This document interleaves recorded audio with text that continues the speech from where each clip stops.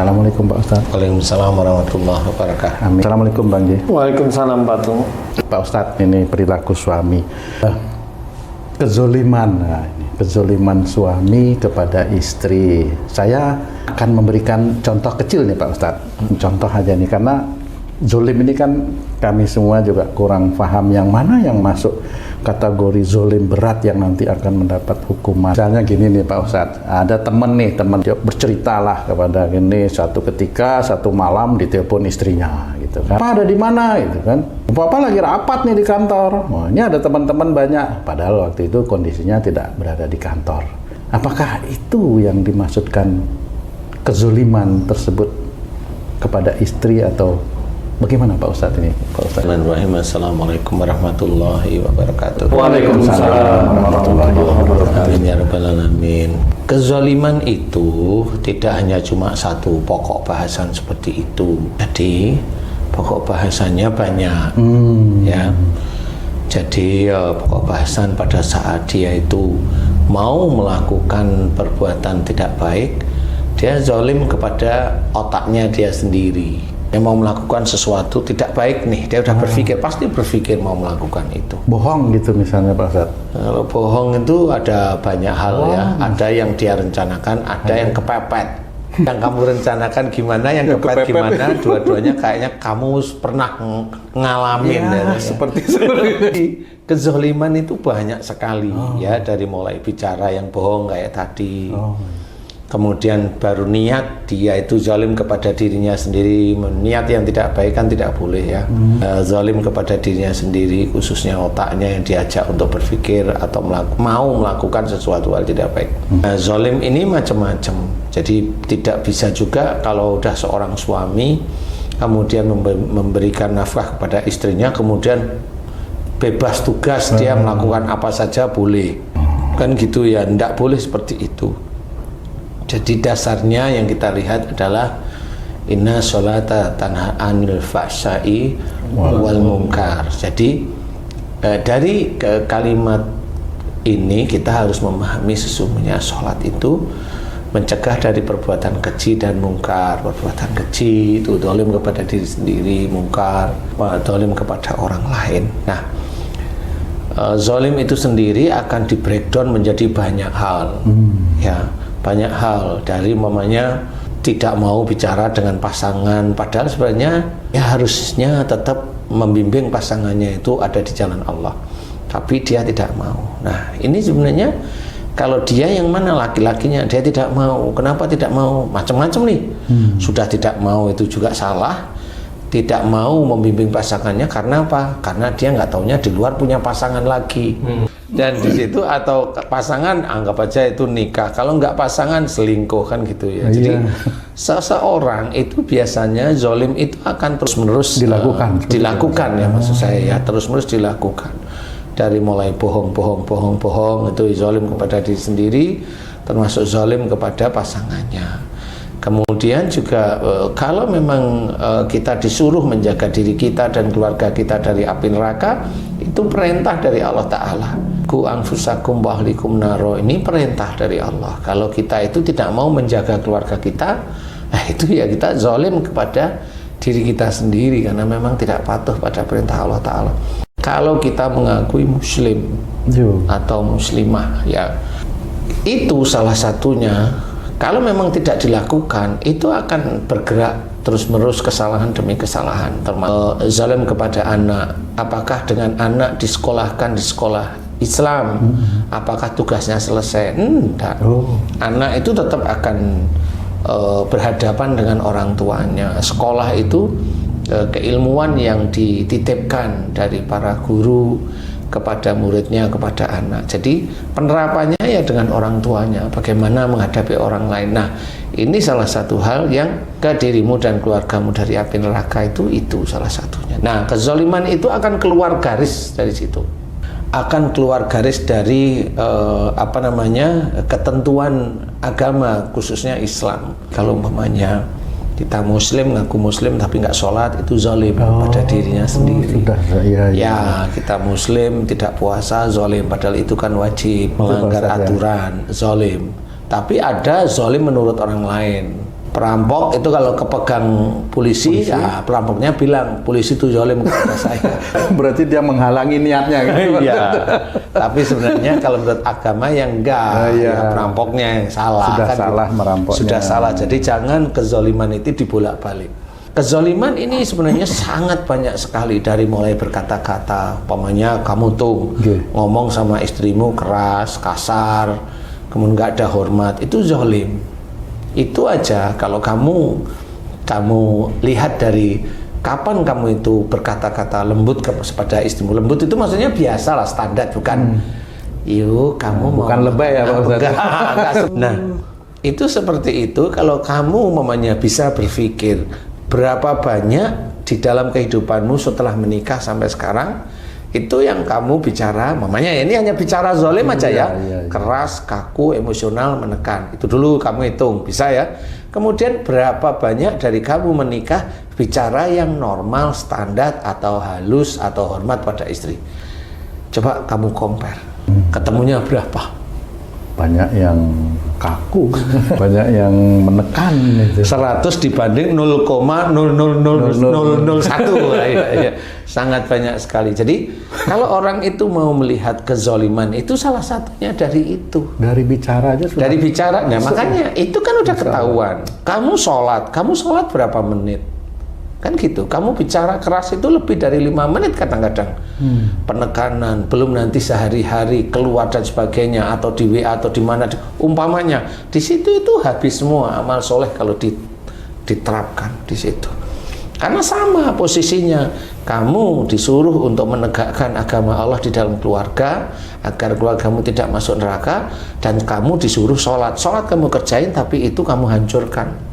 Di keluarga kamu hancurkan, habis nilai sholatnya. Ketimpangan berarti Pak. Iya, habis. Nah, disitulah istilahnya kesalahan. Sama juga gitu, nggak usah yang kamu, umpamanya kamu punya istri nih, umpamanya. Tadi kan kamunya, sekarang dibalik, kamu punya istri, ya. Kamu itu selama ini selalu nurut sama istrimu, apa keinginan istrimu kamu penuhi, ya. Kamu suruh nganter, mau. Istrimu mogok, ya kamu ya bingung. Umpamanya istrimu lagi malas, bukan lagi malas, seringnya nyuruh kamu nyuci baju umpamanya. Nah, kamu kan nggak berani ya nyuci. Udah pulang kerja, kamu suruh nyetrika, mau umpamanya. Kan kamu nyuruh nyapu, kalau pas malam hari ada ini nyapu, mau kan gitu deh. Iya, betul. Nah, di titik ini sama, kerjaan istri apa kalau dilihat oleh orang normal atau di mata Allah Ta'ala, dia tidak mengerjakan apa-apa. Dia hanya menyenangkan nafsunya dia sendiri. Nah, di sini dia zalim kepada suaminya. Nah, kalau itu dilakukan setiap hari, itu namanya zalim yang istiqomah. Terusnya itu yang istiqomah yang baik, ini kebalik, istiqomah malah gablokin suaminya terus-menerus ya. Ini ya kezaliman sama. Dia sholat, dihitung sholatnya bisa, tapi suaminya nyuci, dia itu nyantai atau ngapain, atau nanti ini berapa menit, berapa jam dilakukan suaminya. Nah, ini kezaliman yang dilakukan terus-menerus. Kezaliman inilah yang harus kita pangkas, sehingga kita belajar dari Rasul yang baik. Dengan istri hormat, si istri bukan karena dihormati suaminya terus ngelunjak, kan begitu ya. Ngelunjak akhirnya nyuruh-nyuruh suaminya macem-macem ya, karena suaminya juga tidak ada pandangan lain, akhirnya juga takut. Pandangan lain maksudnya gimana Pak Ustadz? Tonton TV. Sehingga kezaliman ini tetap akan dinilai oleh Allah Ta'ala, akan dinilai oleh Allah Ta'ala siapapun. Jadi kita belajar tidak zalim kepada diri kita, dan belajar tidak zalim kepada pasangan kita, apalagi kepada orang tua, apalagi kepada mertua, janganlah. Apalagi juga kepada guru kita, janganlah seperti itu. Karena guru itu termasuk bisa menjadi orang tua kita. Dia mengajarkan sesuatu yang baik, dia mengerjakan sesuatu yang baik, terus-menerus tanpa lelah. Nah, ini harus dimengerti. Dan banyak orang yang dia punya guru malah dizolimi oleh orang itu. Ya, kasus yang seperti itu. Jadi dia ditolong oleh seseorang, kemudian dia diangkat derajatnya, habis itu dia zalim kepada orang yang menolong seperti itu, dan itu dianggap oleh Allah Ta'ala khianat, dan itu hukumnya pacung sebenarnya seperti itu. Nah, itu jangan kita lakukan, jangan, itu ada langsung jangan. Jadi pada saat bagaimana sholat kita itu bisa mencegah dari perbuatan keji dan mungkar, itu ya jelas sholatlah yang bagus, tertib, dijaga itu bukan sholatnya dijaga tertibnya atau waktunya kita sholat atau berjamaahnya aja, tidak seperti itu, ya dijaga perbuatan-perbuatan kita dari mulai bicara, karena kita tidak sadar kalau mamanya kamu tuh atau Haji C dititipi oleh Allah Ta'ala ilmu agama yang cukup mumpuni, itu kalau memang diizinkan oleh Allah Ta'ala itu bisa ngajar atau bisa ngaji atau bisa ceramah, itu yang nyelip di antara atau yang muncul di antara kita itu berdakwah, itu apa?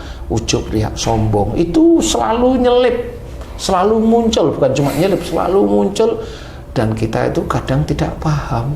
Nah, di titik itu sering, nah, itu juga zalim kepada diri sendiri akhirnya. Nah, ini harus kita jaga, karena apa? Itu tetap akan ditanyakan nanti di yaumul hisab. Ustadz tadi bilang sombong, ujub, ria itu zalim pada diri kita. Itu maksudnya seperti apa, Ustaz? Ya akhirnya kan ujubnya kita, bangga, sombongnya kita itu kan merusak diri kita sendiri. Maksudnya nanti disiksa di akhirat. Sama, sudah menghabiskan itunya, itu kan menghabiskan amal-amal soleh kita. Nah, dengan menghabiskan amal soleh kita itu kan zalim diri kita untuk akhirat kita sebenarnya.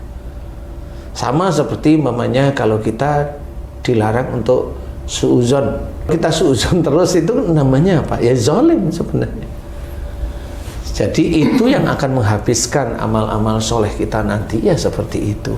Jadi zalim dalam bentuk akhirat. Kalau saya mukul Haji C, zalim dalam bentuk dunia, fisik. Saya fitnah Haji C, zalim dalam bentuk dunia, fisik. Kalau zalim kepada diri sendiri secara fisik, itu apakah kalau kita lapar kita nggak makan, apakah itu zalim juga?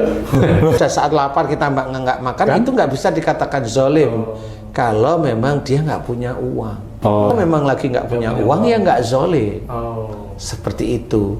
Malah yang zalim itu ada orang bilang jangan kasih makan, itu yang zalim seperti itu.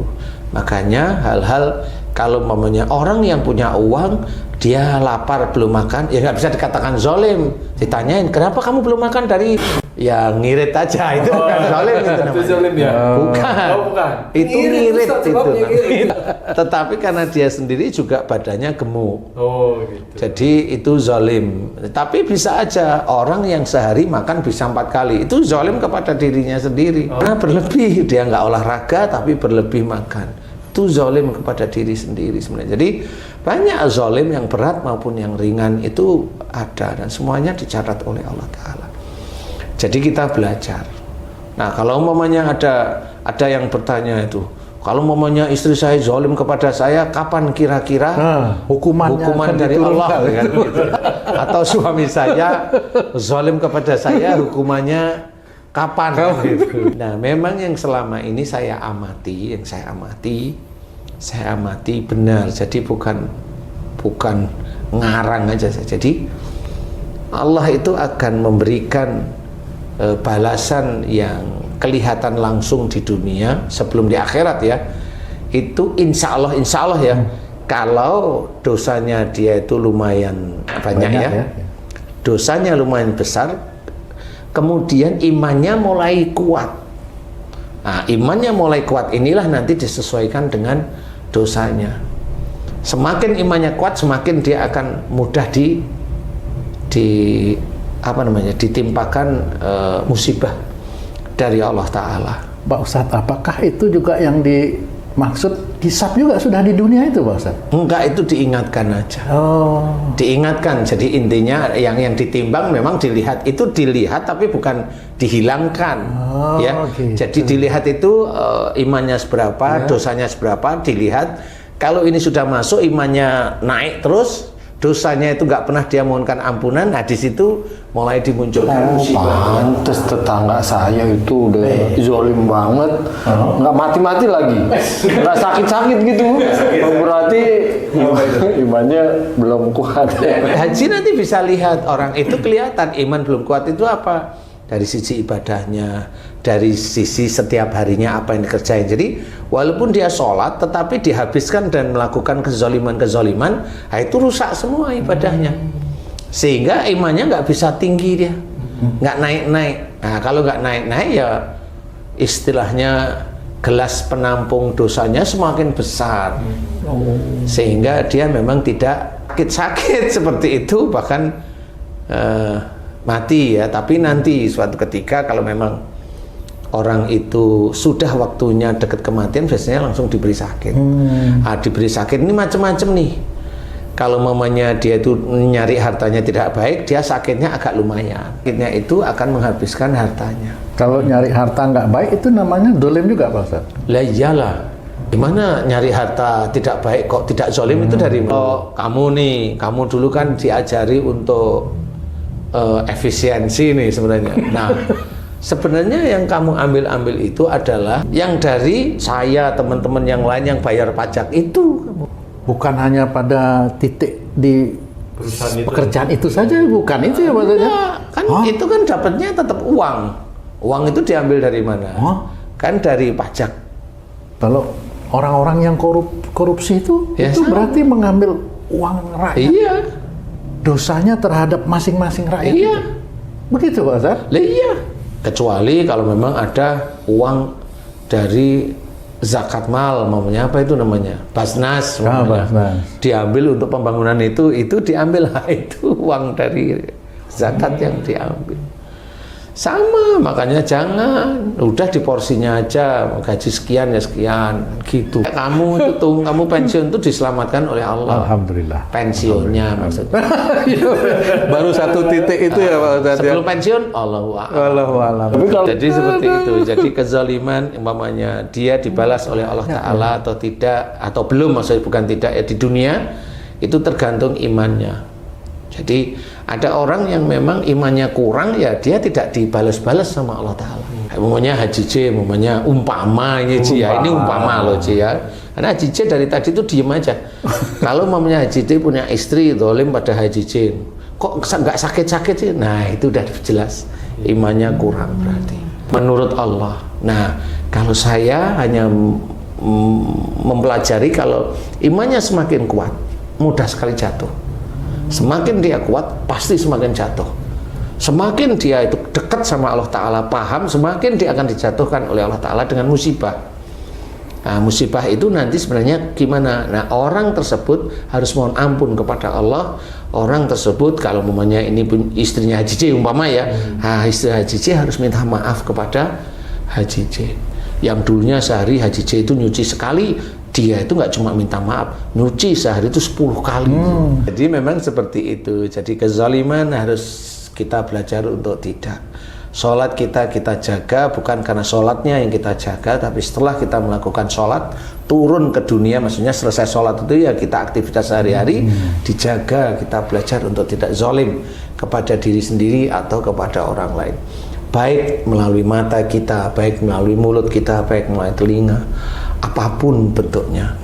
Jadi kezaliman belajar untuk kita tinggalkan mulai hari ini, karena nanti dibalasnya itu yang paling susah, ngeri itu nanti di akhirat. Karena kebanyakan saudara-saudara kita muslim itu tidak diajari untuk bertobat. Jadi diajari tobat itu hanya sekedar, ya istilahnya itu diceritain wasari'u ila maghfirati min rabbikum, hanya seperti itu aja. Jadi tidak secara bagaimana bertobat, caranya bertobat, kemudian apa yang dilakukan, yang ditobatkan itu apa aja yang dia lakukan, kan seperti itu sangat jarang, sehingga tidak menyentuh ke arah perilaku sehari-hari yang sebenarnya perilaku itulah kezaliman yang sering dikerjakan. Bohong, mamanya tempat, mamanya tadi itu kamu cerita, saya lagi di kantor nih sama Pak Tung nih, padahal di situ kamu ada, loh ini kan kita nggak di kantor kan gitu. Bagi teman-teman atau sedulur-sedulur beriman, yang bagi yang sebagai imam atau bagi yang sebagai makmumnya, sebagai istri, ayo belajar kita perbaiki. Karena persoalannya adalah bukan kemenangan di dunia yang kita cari. Walaupun hayya alal falah itu jelas ya, tapi itu kan karena ngikut cara-cara Rasul, ngikut perintah Allah sebenarnya. Jadi kemenangan itu nanti akan kita dapat. Kemenangan itu di mana? Di surga sebenarnya. Kemenangan itu di surga namanya. Kemenangan di surga. Di dunia itu nggak ada kemenangan. Kamu menang apa? Kamu kaya? Menang? Bukan. Dari kayamu itu kamu itu diuji. Kamu melihat orang lain itu rendah, atau melihat orang lain itu jijik, atau lihat orang lain itu, atau kamu sendiri merasa hebat, atau kamu sendiri merasa tinggi, atau kamu sendiri mau jadi apa, itu kan dari situ. Kemenangan apa? Tidak ada. Kalaupun kita itu sholat setiap hari, berani kita bilang bahwa saya menang karena sholat saya, itu sudah sombong. Bisa. Kemenangan itu nanti kalau sudah di surga. Jadi itu kuncinya. Makanya kemenangan ini harus kita cari beneran dari mulai perbuatan sehari-hari, dari mulai bicara, dari mulai berpikir, dari mulai mengerjakan pekerjaan sehari-hari. Orang bersedekah itu pun bisa menjadi kezaliman bagi dirinya walaupun dia bersedekah. Karena apa? Pada saat dia bersedekah, dia di sebelahnya mobilnya ada temennya yang dia itu mikir, wah ini ngasih 500.000 karena ada temennya. Pamer seperti itu. Padahal sehari-hari dia enggak ada temennya juga males. Kan gitu. Iya. Ada kamera di YouTube, dia bersedekah 50 juta, 100 juta silahkan. Tapi apakah itu ikhlas? Wallahu a'lam, nggak ngerti. Ada kamera dan masuk ke YouTube, kan gitu-gitu aja. Berarti dia dolim terhadap orang yang melihat itu juga Pak Ustadz? Dia dolim kepada dirinya sendiri.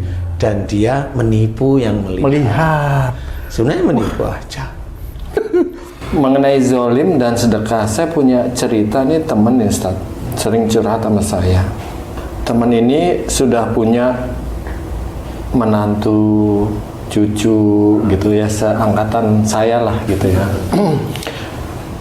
Dia berkata, anak saya, mantu saya sering bersedekah kemana-mana, tapi saya nggak pernah disantuni lah istilah sebagai orang tua. Apakah itu zalim juga Ustaz? Jadi memang urutan memberikan sedekah itu yang paling nomor satu orang tua. Nah yang saya bingung itu kenapa ibunya itu kok tahu menantu atau anaknya bersedekah itu dari mana? Sering kan upload ya di WA. Nah kan sama akhirnya. Jadi persoalan itu bukan sedekah yang betul-betul ikhlas, tetapi dia hanya pamer. Relatif pasti pamer, relatif, ya, relatif. Nah, kalau sampai orang tuanya ngomong seperti itu, nah dia harusnya paham. Yang paling dekat disedekahi, dinafkahi itu adalah ibunya, orang tuanya lah, yang tidak ya ibu atau ayahnya. Itu paling dekat. Kemudian baru saudaranya, baru kerabatnya, baru yang lain. Seperti itu. Jadi jangan sampai orang tua kita itu nelongso karena kita. Seperti itu. Harus ingat, harus benar-benar memahami seperti itu. Jadi itu tetap dia zalim kepada orang tuanya, karena perintah di dalam bersedekah yang paling dekat itu ya ke orang tuanya. Itu zalim. Termasuk itu zalim, walaupun zalim yang tidak secara langsung, tetapi kalau ibunya sudah ngomong itu zalim sudah. Sama seperti kalau kita marah kepada orang tua, itu besar dosanya daripada kita marah dengan istri. Kalau kita marah dengan istri ya cukup besar, harusnya kita nggak boleh marah, apalagi istri marah dengan suami, ya itu sama levelnya. Seperti itu. Jadi harus difahami bahwa strata-strata dalam Islam itu ada. Makanya kenapa suami itu harus menjadi imam, istri sebagai makmum. Kalau istri itu harus ngikut. Kalau istri berani, nah dia salah. Berani kalau suaminya benar loh ya, itu salah istrinya. Seperti itu. Jadi jangan. Saya juga melihat ada teman saya dia dulu punya istri, kemudian istrinya zalim sama dia, dikasih tahu selalu tidak mau, marah itu pada teman saya itu, terus sebagai suaminya marah, kalau marah itu teman saya itu nggak ngerti persoalan marahnya itu di mana. Itu sampai dia pisah istilahnya, sampai dia pisah akhirnya teman saya ini alhamdulillah diberi pasangan lebih baik daripada istrinya itu. Nah itu istrinya sendiri itu sampai sekarang ya nggak punya suami. Karena pada saat itu saya tahu suaminya memang orang baik. Jadi istrinya ya nggak punya suami. Tapi sampai sekarang pun teman saya cerita bahwa istrinya sakit nggak pernah sakit. Nah disitulah kelasnya. Kelasnya bahwa imannya memang dia rendah. Iya, padahal zalim kepada suami itu terus menerus. Hobinya nyalahkan suami. Hobi itu sudah. Kalau Cici kan bisa hobinya nyuruh suami, hobi namanya. Nah itu zalim bukan hobi namanya. Intinya adalah ayo kita berubah, kita kemudian banyak mohon ampun kepada Allah Ta'ala kalau kita berbuat zalim kepada pasangan kita atau kepada orang tua kita, apa saja perbuatan kita. Masih banyak waktu kita untuk bertobat kepada Allah Ta'ala. Jangan sampai di dunia ini nanti Allah memberikan musibah kepada kita, sakit, dimana sakitnya nggak sembuh-sembuh, ngabisin uang lah kan. Jadi gitu, kalau udah ke rumah sakit kan bayar ini, bayar itu, bayarin sampai uangnya habis. Dari mana akhirnya? Nah akhirnya kan bingung sendiri. Makanya kita berusaha belajar untuk lurus. Kalau Allah menyuruh tobat ya tobat beneran, kemudian berubah, kemudian istiqomah menjalankan kebaikan sehari-hari. Mudah-mudahan dari situlah Allah mulai mengendurkan musibah itu bisa minimalis atau tidak didatangkan, bukan karena imannya yang cekak, tidak dengan iman yang kurang, tetapi malah imannya tinggi tapi dia dosanya banyak, dimohonkan ampun kepada Allah Ta'ala sehingga itu tidak menjadikan dia kena musibah sakit. Insya Allah seperti itu. Kelihatan kalau orang itu tidak sakit karena imannya tinggi itu kelihatan. Sama orang yang tidak sakit imannya rendah itu kelihatan sebenarnya. Jadi bicara aja langsung tahu, dengerin itu langsung tahu nih. Orang ini kacau ini ibadahnya gitu, tahu walaupun kita nggak komen. Tapi tahu juga kalau ini orang ini ibadahnya bagus. Jadi nanti mana yang tidak sakit akan beda persoalan. Yang imannya rendah tidak sakit ya karena dosanya terlalu besar dan imannya tidak cukup untuk menjadikan Allah itu memberikan musibah kepada dia agar dia bertobat. Supaya tidak dibawa ke akhirat. Iya benar. Kalau imannya mulai tinggi, dimunculkanlah musibah satu demi satu kepada dia, itu karena rasa sayangnya Allah agar dia bertobat kembali kepada jalan Allah, agar agar tidak dibawa ke akhirat kalau dosanya di titik-titik tertentu itu mulai banyak diampuni oleh Allah Ta'ala. Betul sih. Alhamdulillah, mudah-mudahan ini bisa menjadi manfaat bagi sedulur beriman yang lain. Wallahu a'lam. Masya Allah. Alhamdulillah, terima kasih banyak Pak Ustadz penjelasannya.